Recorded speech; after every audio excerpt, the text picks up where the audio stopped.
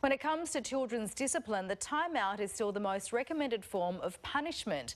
More than 70% of Australian parents use the method, but now there's fresh calls to put timeout on the naughty corner. Let's bring in parenting expert Claire Orange on this one now. Good afternoon, Claire. Hi, Tracy. Parents who use timeout say it can work. What's your opinion?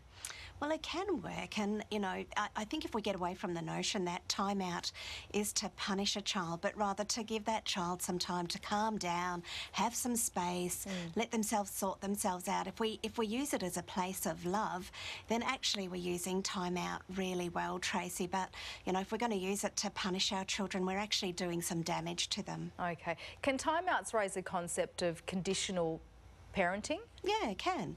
It can. Sometimes, when we get children out of timeout, we demand an apology, we want them to be sorry, we make our next interaction conditional upon how sorry they were and if they're going to do it again, and the answer is, of course they're going to do it again because they're children, that's kind of their job. So it can, if those are the conditions put around timeout, it can become a very unhealthy place and space for families and for children. And how can using timeout work for families then? Well, I think if we go back to the concept, Tracy, that, we're going to put a child in timeout as a parent, we're going to put a child there so that they can calm down. Now, on average, it takes the human brain about 25 years to do the job of learning to calm itself down. So we're not going to put a 3-year-old in there and bring them out and ta-da, we've got this beautiful little human being ready to go.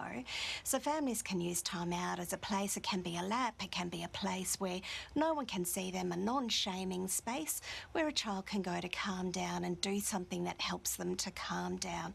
And I think also as a parent, our little button pushers, their big job in life is to get us to part with our sanity as often as possible. And I think time out is a space where you can put a child and actually regain some control over yourself, so that screaming and smacking and shouting is something that we don't do as parents. We calm ourselves down and then we interact with that little human being who's, escalating, and we don't do the same thing. Very useful. How about leaving a child alone during that timeout period? Well, I think it depends why you've put a child in timeout. The really overwhelmed child, some children want to sit on your lap and regulate with you. Other children don't want you to touch them. They want some space to do it in. So, if you're going to leave a child alone in timeout and they really need you to be there, that's damaging. So you can be a lap with a child sitting on it. That's a great timeout. But if that's not what your child needs, it's certainly not going to damage them to give them some space in a room, in a tent, in your laundry, where they can do the job without eyes of watching them while they're trying to get themselves under control. And it's tough. It is tough. All right, very good advice as always, Claire Orange. We'll see you soon. Thank you so much. Thanks, Tracy.